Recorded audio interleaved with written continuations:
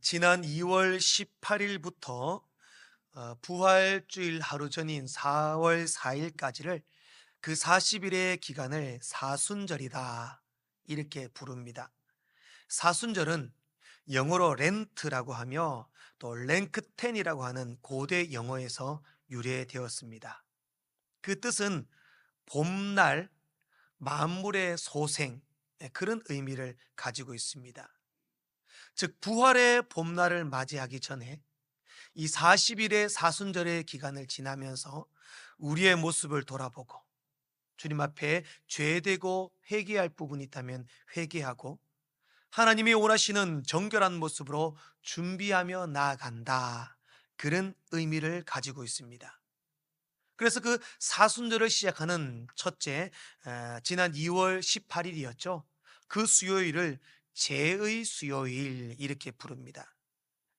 제의 수요일이라는 말은 그 당시 이 사순절을 시작할 때에 많은 백성 사람들이 머리에 죄를 덮어쓰고 자신의 죄를 회개하고 주님 앞에 기도함으로 나아갔다. 그렇게 해서 제의 수요일이다 이렇게 불립니다. 그런 절기가 사순절이며 고대부터 그 사순절은 제의 수요일부터 시작해서 금식과 절제, 회개라는 세 가지를 지키게 되었습니다. 과거는 이 사순절의 40일의 기간을 꼬박 40일을 금식하기도 했습니다. 40일 금식이 힘들겠죠. 그렇게 40일을 꼬박 금식한 사람도 있고 40일 동안 하루 한 끼씩 금식하기도 했고, 그렇게 하면서 자신의 삶을 돌아보고 절제하고 예수님의 십자가의 고난에 동참하게 됩니다. 그러면서 그 경건하게 40일의 사순절을 기간을 지나고 영광의 부활의 아침을 맞이하여 주님께 부활의 찬양을 올려드리게 되는 것입니다.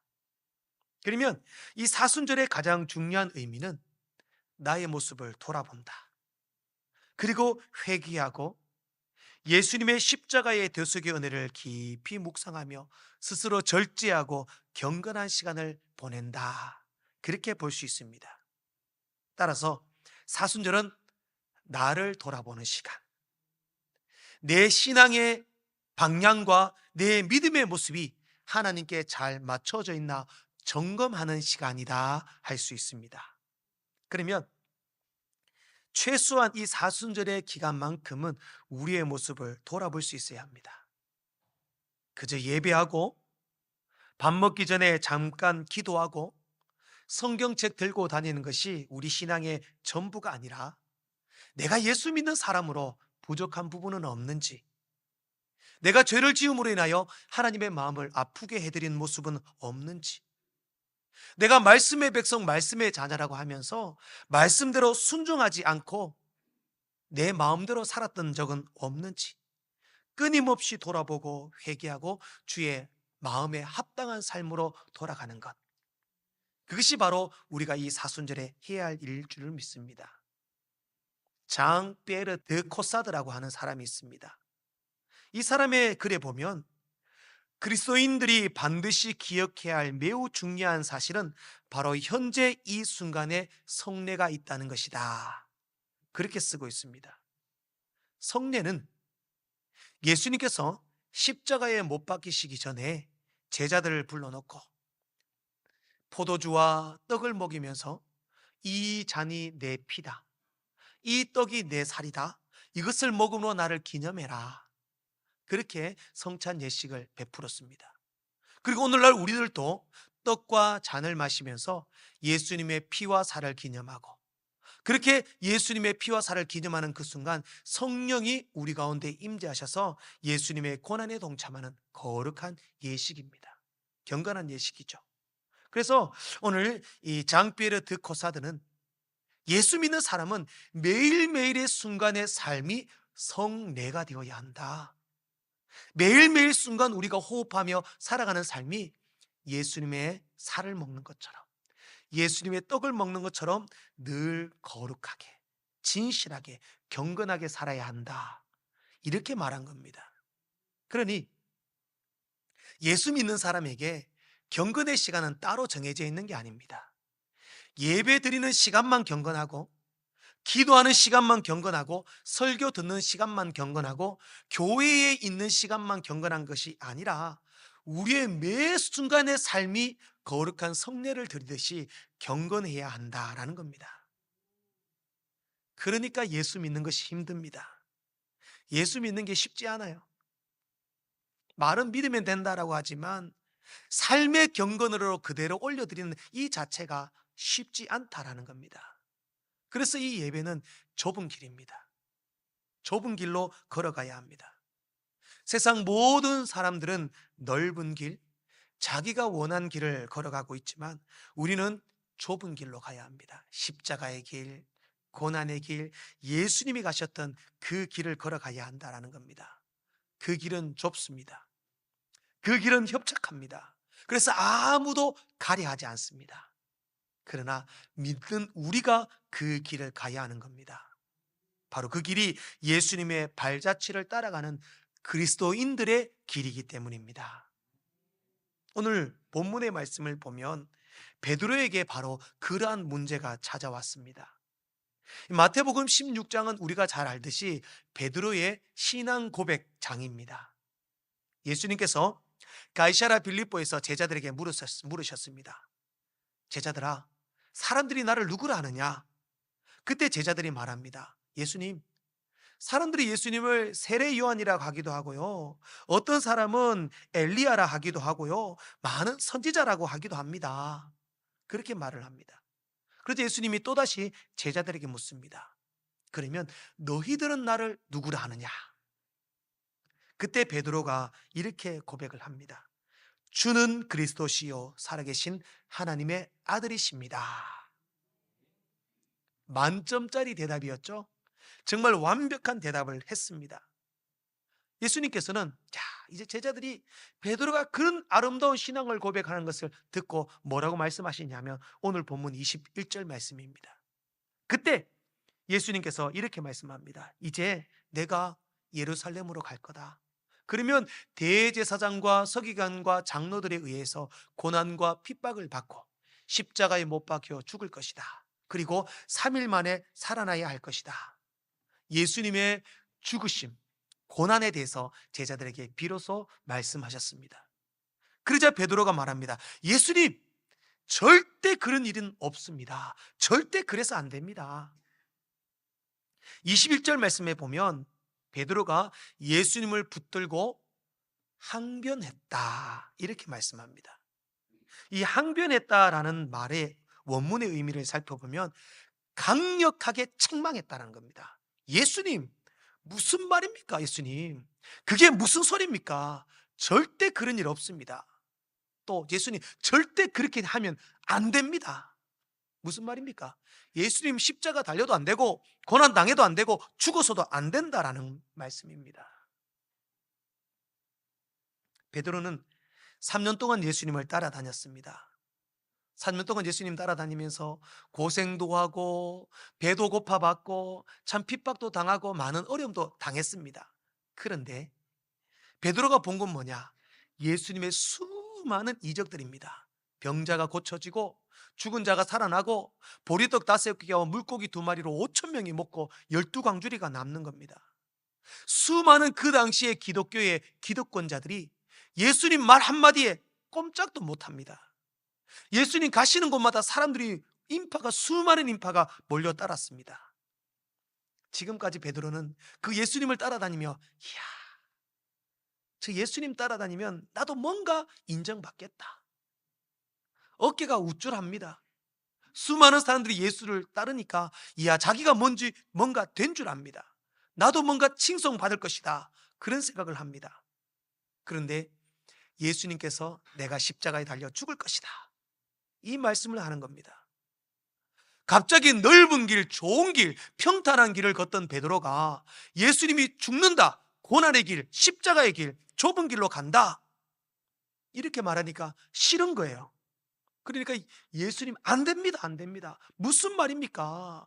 지금 우리 잘 나가고 있는데 무슨 소리를 하십니까? 강력하게 예수님을 붙들고 항변하고 소리치고 있는 것입니다. 그때 예수님께서 23절 말씀에 이렇게 말씀합니다. 사탄아, 내 뒤로 물러가라. 하나님의 일을 생각하지 않고 사람의 일을 생각하는구나. 베드로야, 너 언제까지 사람의 일 생각할래? 하나님의 일은, 하나님의 생각은 좁은 길, 고난의 길, 십자가의 길이 하나님의 길이야. 사람의 길은 영광의 길, 넓은 길, 인정받는 길, 자기 자랑의 길. 그 길은 사탄이 주는 길이야.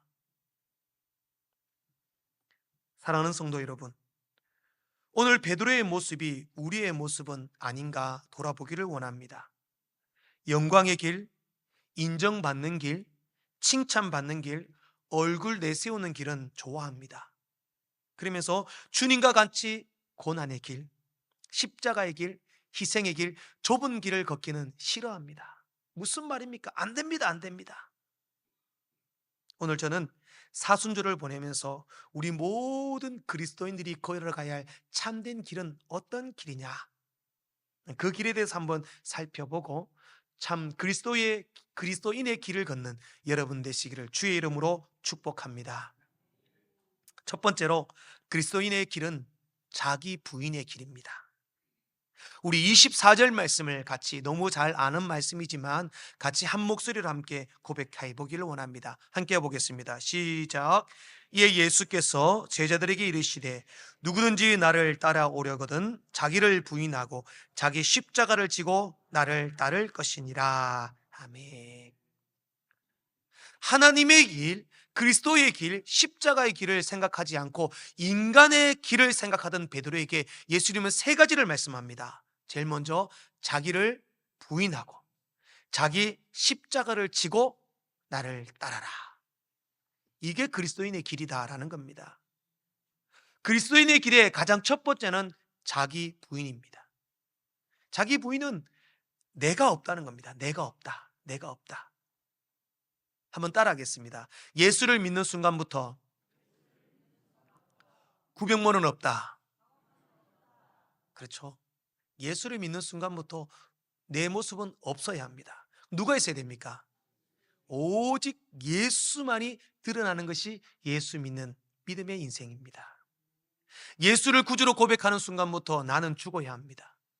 나는 없어야 합니다. 나의 이기적인 욕망, 내 생각, 나의 부패한 나의 옛 자아를 철저히 예수님 앞에 굴복시키고 죽이는 것, 이것이 예수 믿는 겁니다.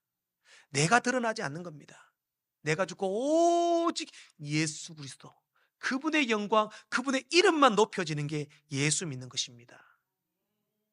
그러니 사도 바울은 예수 믿고 나서부터 자기에게 수많은 자랑거리가 뭐가 되었다? 배설물이 되었다. 배설물이 되었다. 그러면서 그는 갈라디아서 2장 20절 말씀에 이렇게 고백합니다. 내가 그리스도와 함께 십자가에 못 박혔나니 그런즉 이제는 내가 사는 것이 아니요 오직 내 안에 그리스도께서 사시는 것이라. 이제 내가 육체 가운데 사는 것은 나를 사랑하사 나를 위하여 자기 자신을 버리신 하나님의 아들을 믿는 믿음 안에서 사는 것이니라. 바울의 고백이죠. 우리 앞에 보고 이제 이 바울의 고백이 우리의 고백 되길 원합니다. 동그라미 쳐진 부분에 자기 이름을 넣어서 그렇게 한번 고백해 보면 좋겠습니다. 함께 보겠습니다. 함께 자기 이름을 넣어서 고백합시다. 시작. 병모가 그리스도와 함께 십자가에 못 박혔나니 그런즉 이제는 구병모가 사는 것이 아니요 오직 구병모 안에 그리스도께서 사시는 것이라. 이제 구병모가 육체 가운데 사는 것은 구병모를 사랑하사 구병모를 위하여 자기 자신을 버리신 하나님의 아들을 믿는 믿음 안에서 사는 것이라. 아멘. 내가 예수 믿고 구원의 백성, 하나님의 자녀가 되었다면 이제 내가 죽어야 합니다. 그리고 예수가 살아야 합니다. 예수님이 내 삶의 주인이 되시고 예수님이 내 삶을 지배하시고 예수님이 내 삶에 간섭하는 것이 예수 믿는 인생입니다. 혹시 여러분의 인생 가운데 목사님, 나의 인생은 너무 힘든 인생입니다. 나는 너무 힘든 삶입니다. 하는 것마다 안 되고 고통스러웠습니다. 그렇게 말하시는 분이 있다면 지금까지 여러분의 힘으로 했기 때문입니다. 여러분의 인생의 주도권을 하나님께 맡겨드리십시오. 나를 부인하고 나를 죽이고 내 인생의 주관자가 하나님이십니다 고백하며 주님께 맡겨드린다면 주님이 책임져 주실 줄로 믿습니다. 한 번 더 따라합시다. 900만 원 죽었다.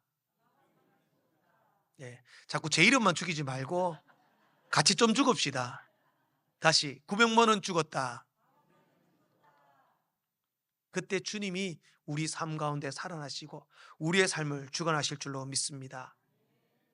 A.W. 토조 목사님은 철저한 십자가라고 하는 그의 책에서 이렇게 쓰고 있습니다. 우리는 예수 그리스도 앞에 부분이 아닌 전부를 십자가에 못 박아야 한다. 그리고 그 십자가가 우리의 삶을 철저하게 간섭하게 해야 한다. 십자가를 집어든 순간 자기 삶의 통제권을 포기하는 것이다. 이렇게 쓰고 있습니다. 우리가 그리스도인이다, 예수 믿는 사람이다 라고 하는 그 순간부터 삶의 전능력을 포기하고 죽이는 겁니다. 어느 한 일부분만 하나님께 맡기고 요거는 내가 해야지, 이게 아니라는 거죠. 모두가 죽고 모두가 주님이 주관하시는 인생이 되는 것, 주님이 통제하시는 인생이 되는 것, 그것이 그리스도인의 삶입니다. 유기성 목사의 나는 죽고 예수로 사는 사람이라고 하는 책에 보면 어느 한 여고생, 고등학생 여자아이의 이야기를 소개하는데요, 이 여자아이가 부모님들이 일찍 돌아가셨어요. 그래가지고 고모님 밑에서 아이가 자라게 되었는데, 이제 이 아이가 사춘기가 되면서, 사춘기 말 안 듣지 않습니까? 그죠? 고모님과 함께 늘 다투고 싸우고 이 논쟁이 끊이지 않았습니다.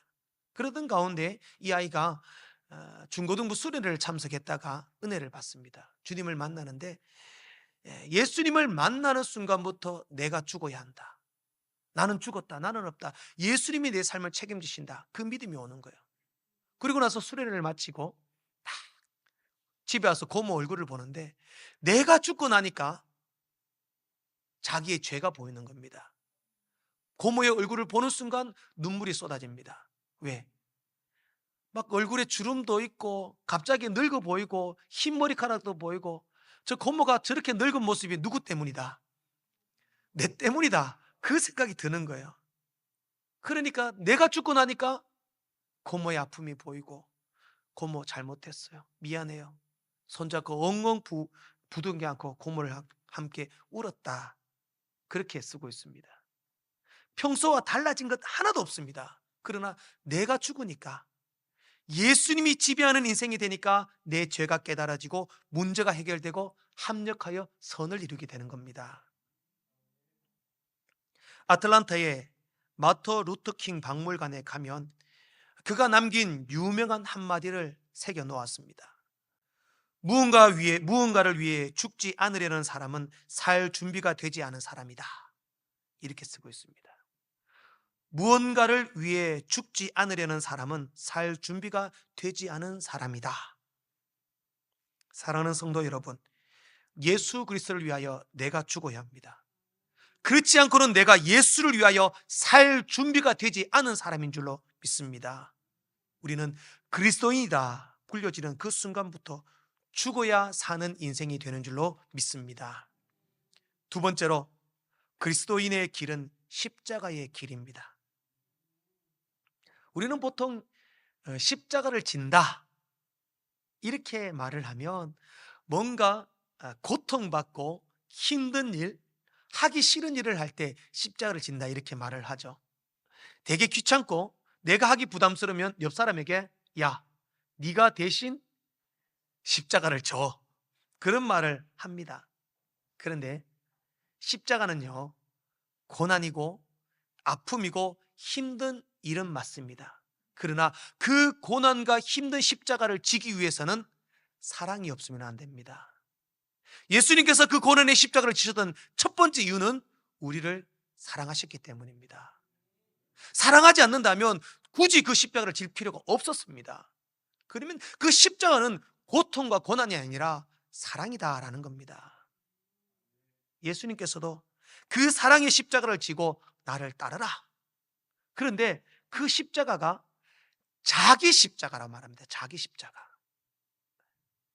예수님께서는 제자들에게 야, 너희들의 십자가를 지고 나를 따라와. 예수님이 지신 십자가는 우리를 사랑하여 대신 지신 대속의 십자가였습니다. 구병모 목사의 십자가는 온 성도들을 사랑하고 열심히 목회하며 사랑으로 섬기는 게 제 십자가입니다. 가장들의 십자가는 가정을 위하여 희생하고 섬기는 게 십자가입니다. 어머님들의 십자가는 남편 내조하고 자녀 양육하고 열심히 믿음 생활하는 게 십자가입니다. 자녀들의 십자가는 부모님의 사랑에 보답하며 열심히 일을 하고 공부하고 기쁨이 되는 게 그들의 십자가입니다. 그러면 예수님께서 자기 십자가를 져라, 내가 사랑하고 내가 섬기고 내가 희생해야 할 나만의 십자가가 있다라는 겁니다. 그러면 그 자기만의 십자가가 있지만 우리 모두는 그 십자가를 지기를 싫어합니다. 왜 그럴까요? 귀찮고 힘들고 피곤하기 때문입니다. 나 혼자 열심히 살면 되지, 나면 잘 되면 되지. 주님의 말씀은 그게 아닙니다. 네 십자가를 져라. 오늘 베드로가 그랬습니다. 예수님 따라다니면서 잘난 척하고 좋았고 수많은 사람 따라오면서 너무너무 넓은 길로 가는 게 좋았습니다. 그런데 예수님이 나 십자가 지고 죽을 거야, 그러니 너희도 십자가 져. 주님, 안 됩니다, 안 됩니다, 할 수 없습니다, 안 됩니다. 영광의 십자가는 좋아합니다. 영광 받기는 좋아합니다. 그러나 섬겨라, 희생해라, 낮아져라, 죽어라, 그러한 사랑의 십자가는 지기를 싫어한다라는 겁니다.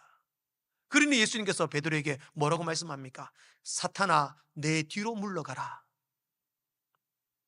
진짜 그리스도인이고 진짜 성도라면 예수님이 주신 그 사랑의 십자가를 나도 지고 나도 그렇게 사는 것, 그것이 그리스도인인 줄로 믿습니다. 오늘 내 몫의 태인 나의 십자가가 있습니다. 내가 사랑해야 할 대상이 있고 내가 섬겨야 할 대상이 있고 내가 희생해야 할 대상이 있다라는 겁니다. 사순절을 보내면서 내가 져야 할 내 십자가는 무엇인가? 내가 섬기고 내가 사랑해야 할 대상은 누구인가? 한번 돌아볼 수 있기를 원합니다. 가장 가까이에서는 남편과 아내들 많이 많이 사랑하십시오. 우리 교회는 그건 걱정 안 해도 될 것 같습니다. 얼마나 서로 사랑하시는지 충분히 제가 그건 잘 압니다. 그러면 이웃을 사랑하시고 성도를 사랑하시고 나보다 힘들고 어려운 사람들을 사랑하며 섬기시기를 축복합니다. 눈을 들어 우리가 대신 져야 할 나의 십자가, 내가 사랑해야 할 대상은 누구인지 돌아보시고 예수님이 나를 사랑하셔서 십자가를 지셨듯이 나도 그 영혼을 사랑하여 십자가를 지고 희생하고 섬길 수 있는 여러분 되시기를 주의 이름으로 축복합니다. 폴란드의 작가 헬리 생케비치의 코바디스라고 하는 소설이 있습니다. 우리에게는 영화로도 잘 알려져 있죠.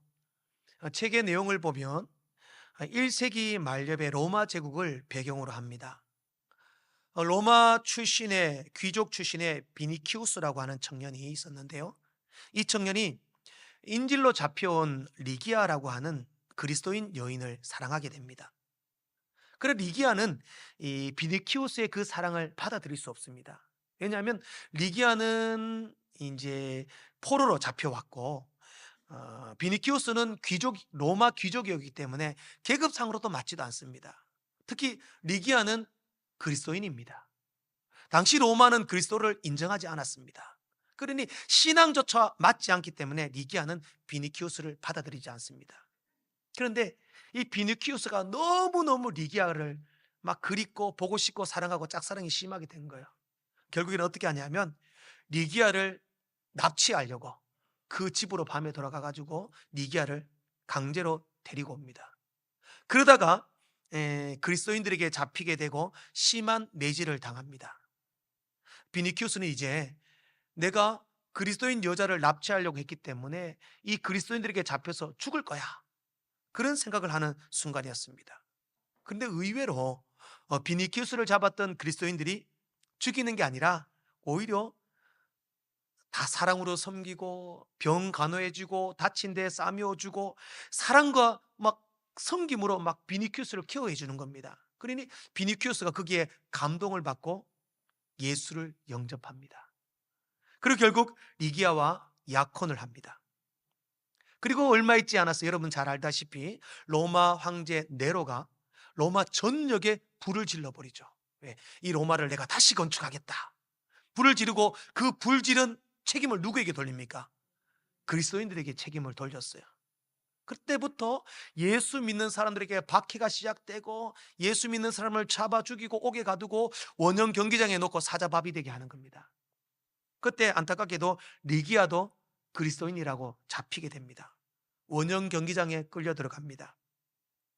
비니키우스의 도움으로 목숨 걸고 리기아를 구출하게 됐고 탈출합니다. 그리고 리기아와 비니키우스가 이탈리아 남부의 시칠리아라는 섬에 들어가 그렇게 행복하게 결혼하고 사는 그런 이야기입니다. 그때 비니키우스가 이런 대사를 합니다. 그리스도인이 되는 길은 어렵고 힘들다. 처음에는 포기하고 싶었다. 그러나 포기하지 않았다. 비록 그 길이 어렵고 힘들지라도 나는 믿음과 사랑의 길을 선택했다. 이렇게 고백을 합니다. 사랑하는 성도 여러분, 그리스도인의 길은 예수님이 우리를 위하여 희생과 섬김과 헌신과 사랑의 십자가를 지셨듯이 우리도 나에게 지어진 내 사랑의 십자가를 지고 주님을 따르는 것입니다. 내가 져야 할 십자가, 내가 사랑해야 할 대상, 내가 희생해야 할 곳, 내가 섬겨야 할 곳은 없는지 돌아보시고 그것이 나의 십자가라고 믿고 어렵고 힘들지만 그 사랑의 길을 선택하시는 여러분 되시기를 축복합니다.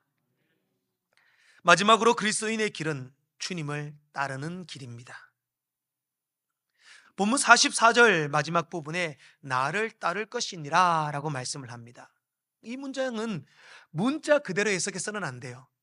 나를 따르라 해서 예수님을 졸졸 따라다니는 것을 의미하는 게 아닙니다.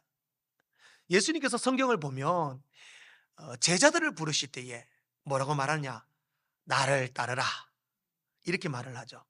보통 전쟁 앞에서 군인들이 장군이 나를 따르라 하면 내 뒤를 졸졸 따라오라 이 말인 거지 않습니까? 예수님의 나를 따르라는 것은 나를 따라오라는 말이 아니라 내 제자가 되라 이 말입니다. 그러니 40일을 금식하고 마귀에게 시험 받으신 후에 예수님께서 처음으로 제자들을 부르실 때에 뭐라고 말씀하셨나? 나를 따라오라. 내가 너희를 사람을 낚는 어부가 되게 하겠다. 나를 따라오라는 겁니다. 무슨 말입니까? 결국 그 말의 의미는 내 제자가 되라. 그럼 너를 사람을 낚는 어부가 되게 하겠다. 결국 예수님을 따르라는 말은 예수님의 제자가 되고 예수님을 닮아가고 예수님처럼 살아라라는 의미입니다. 그래서 카리스 주석에서도 예수님을 따른다는 것은 예수님이 받는 처벌과 교훈까지도 포괄하는 전인격적인 삶을 포기하는 것을 뜻한다. 이렇게 쓰고 있습니다. 우리가 예수를 믿고 그리스도인이라 불린 순간부터 내가 죽어야 합니다. 그리고 우리를 사랑하셔서 십자가 지신 예수님처럼 나도 그 사랑의 십자가를 져야 합니다. 그리고 예수님의 발자취를 따라가며 제자의 삶을 살아야 합니다. 그것이 그리스도인의 길인 줄로 믿습니다. 남미의 과테말라라고 하는 나라에 알모롱가라고 하는 인구 2만여 명의 작은 도시가 있습니다. 이 도시는요 40년 전까지만 해도 폭력이 난무하는 도시였습니다. 마을의 모든 사람들이 마시몽이라고 하는 우상을 섬겼는데요 이 보이시죠? 저게 우상입니다. 크지도 않습니다. 4, 50cm 정도 되는데 몸은 나무로 되고 얼굴은 진흙으로 해놓고 담배를 물고 모자를 쓰고 있습니다. 이 우상이 자기들에게 복을 준다고 믿었습니다. 마을 주민 2만 명 거의 100%가 이 마시몽을 믿었습니다. 그러면 농사를 지으면 농작물이나 특히 이 마시몽 신에게는 뭘 갖다 바치냐 하면 술을 바칩니다. 돈을 조금 벌면 술을 갖다 바치고 그러면 그 마시몽 사제가 그 옆에 있다가 담배를 피우면서 담배 연기를 푹 뿜어냅니다. 그러면 그 담배 연기와 함께 자기에게 복이 들어온다. 그렇게 믿었던 거죠. 그래서 술상을 차려놓고 날마다 그 마시몽 앞에 술상을 차려놓고 제사를 드립니다. 그러니 술과 담배로 찌들어진 삶을 사는 거예요, 사람들이. 어떤 문화가 있었냐 하면 아이들, 갓난아이가 막 보채고 잠을 안 자고 울면은 그 문화는 술을 먹입니다. 갓난아기에게 술 먹이면 아이가 골아떨어 자겠죠. 그렇게 아이들에게 어릴 때부터 술을 먹이니까 인제 자라면서부터 아이들이 알코올 중독자가 돼요. 잠만, 애가 잠만 못 채면 술 먹이니까. 어릴 때부터 말 안 들으면 술 먹이니까. 그러니까 술 때문에 가난과 범죄와 여러 가지 악순환들이 끊어지지 않습니다. 그 작은 2만 명의 도시에 술집이 36개가 있었다고 합니다. 그때 당시에. 그리고 술 때문에 발생하는 범죄가 얼마나 많았던지 감옥이 4개나 있었다고 합니다. 2만 명의 도시에. 그런데 놀라운 거는 그 4개의 감옥에도 범죄자를 다 수용하지 못해 가지고 다른 도시로 범죄자를 보낼 지경이었다고 합니다. 맨날 술 먹고 사고 치고 문제를 일으키니까요. 그런 도시에 마리아노라고 하는 한 청년이 하나님을 만납니다. 이 마리아노도 평소처럼 술을 먹고 길거리를 배회하고 있는데 하나님의 음성이 들립니다. 뭐냐? 너는 나를 섬기기 위하여 택한 백성이다. 내 사람이다. 나를 섬기기 위하여 나는 너를 택했다. 이런 음성이 들리는 거예요. 사도 바울이 다메섹 도상으로 가다가 예수님을 만난 사건처럼 이 마리아노에게 주님이 찾아가신 겁니다. 이 마리아노가 그때부터 주님을 만나고 회심하여 정말 믿음의 길을 걷습니다. 복음을 전합니다. 주님을 위해 살기로 결단을 합니다. 그래서 마시몽이라는 이 우상에 빠져 있는 사람들에게 복음을 전하고 일주일에 3일에서 4일 동안 금식 기도하고 매주 토요일마다 밤에 철야를 하면서 기도를 합니다. 영적 전쟁을 벌이는 거죠. 그러면서 알코올 중독에 빠진 사람들을 돌보고 범죄자들을 섬기고 진정한 그리스도인의 길을 걷습니다. 나중에 이분이 목사가 됩니다. 이 사람이 그렇게 복음을 전하니까 사람들이 어떻게 생각할까요? 좋아하지 않습니다. 그때부터 얼마나 핍박을 하는지 막 예수 믿는 사람들에게 핍박하고 박해하고 심지어 가게에서는 예수 믿는 사람에게는 음식도 팔지 않습니다. 먹을 것도 팔지 않습니다. 예배 드리는데 와서 방해하기도 하고 이 마시목 우상을 섬기는 사람들이 계속해서 핍박을 하는 겁니다. 하루는 6명의 기한이 복면을 쓰고 이 마리아노의 집에 찾아옵니다. 그리고 권총으로 마리아노 입에 권총의 총자루를 입에 넣고 방아쇠를 당깁니다. 몇 차례나 방아쇠를 당겼는데 총알도 들어있습니다. 총이 발사가 안 되는 거예요. 그러니까 이 괴한들이 놀라 자빠지는 겁니다. 아니, 분명히 총알도 있고 이 불발이 아닌데 몇 번이나 총을 방아쇠를 당겼는데 발사가 안 되는 겁니다. 어떻게 이런 일이 있을 수 있냐? 놀라 자빠져서 도망을 칩니다. 그때부터 도시가 변하기 시작하는데 알코올 중독에서 벗어나고 깨진 가정이 회복되고 귀신이 떠나가고 영적으로 죽음에 빠져 있던 자들이 살아나는 기적이 일어납니다. 수많은 사람들이 교회로 몰려옵니다. 36개의 술집이 있었는데 그 36개의 술집 중에서 3개의 술집만 남기고 모두 문을 닫아버렸습니다. 감옥이 필요 없게 되었습니다. 4개의 감옥이 어떻게 됐냐? 모두 다 결혼식장, 피로 연장으로 다 바뀌게 됩니다. 그 척박한 땅에 하나님께서 복을 주셨는데 그 땅이 원래 비가 오지 않아서 농사 짓기가 힘든 땅이었다고 합니다. 그런데 샘물이 터지면서 비옥한 땅이 되는데 평소 같았으면 약 한 5개의 트럭분의 농산물을 이렇게 출하를 했는데 그때부터 하나님이 복을 주시는데 하루 출하량이 트럭 50대분으로 출하하게 됩니다. 세계적인 최상품의 채소와 농작물을 생산하게 되는데 그 다음 사진 한번 보시죠. 알모로가라는 도시가 아메리카의 정원이다 이런 별명이 붙여지게 됩니다. 아보카도, 당근, 파가 지금 사람의 키만 하죠. 보이나요? 저런 놀라운 기적이 일어나는 도시가 알모로가가 됩니다. 누구 때문에? 한 사람의 그리스도인의 길을 바로 걷는 그 한 사람 때문에 도시가 변하고 하나님의 놀라운 복을 누리게 되더라라는 겁니다. 사랑하는 성도 여러분, 예수님이 고난당하신 사순절을 보내시면서 다시 한번 예수 믿는 그리스도인의 길이 어떤 길인가를 우리 묵상해 보기를 원합니다. 알모론과의 기적을 보면서 내가 바른 그리스도인의 길을 걸을 때에 내 가정이 바뀌고 교회가 바뀌고 지역이 바뀌고 나라와 민족이 변화될 줄로 믿습니다. 내가 죽어야 합니다. 그리고 내가 그 사랑으로 십자가를 져야 합니다. 예수님을 닮은 참된 제자가 되어야 합니다. 그 길이 바로 그리스도인의 길입니다.